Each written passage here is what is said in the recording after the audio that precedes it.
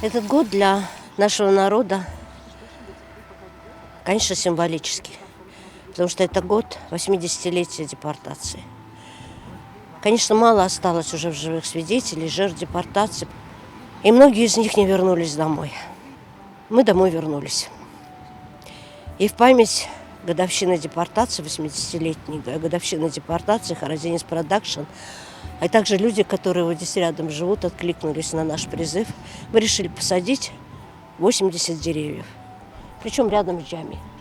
Пусть люди, которые приходят помолиться о тех, кто не дожил до счастья возвращения. Мен ярдым etmeye келдім. Айтылар, келіңіз ярдым yapmağa. Менің қарбалас сүргін етін келеді. Біз бұны ұнатмаймыз. Біз ақылымда тұтамыз. Біз білеміз оны. Здесь мы решили в этом районе, в таком месте, посадить 80 ясеней и 80 деревьев павловния, чтобы показать, что наше дело здесь созидать, что Крым должен быть зеленым, красивым, уютным. И мы хотим, чтобы другие тоже подключались к нашей инициативе, сажали деревья.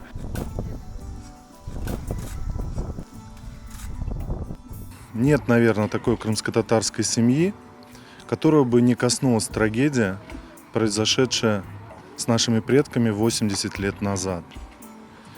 И вот та акция, которая сегодня прошла, я думаю, должна стать примером для всех наших соотечественников, чтобы та память о тех трагических днях жила вот в этих деревьях.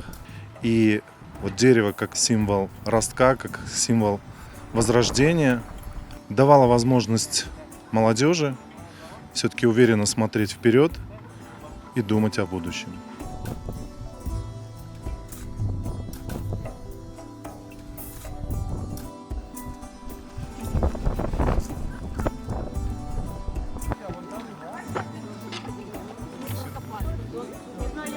Мы посадили дерево, чтобы оно было огромное и красивое.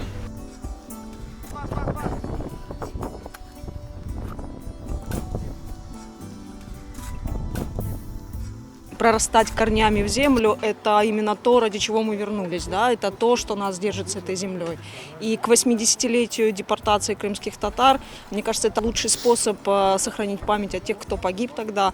Это лучший способ сохранить, скажем так, наше предназначение для этой земли. Мы вернулись сюда не просто, чтобы прожить какую-то жизнь, мы вернулись сюда, чтобы облагородить эту землю.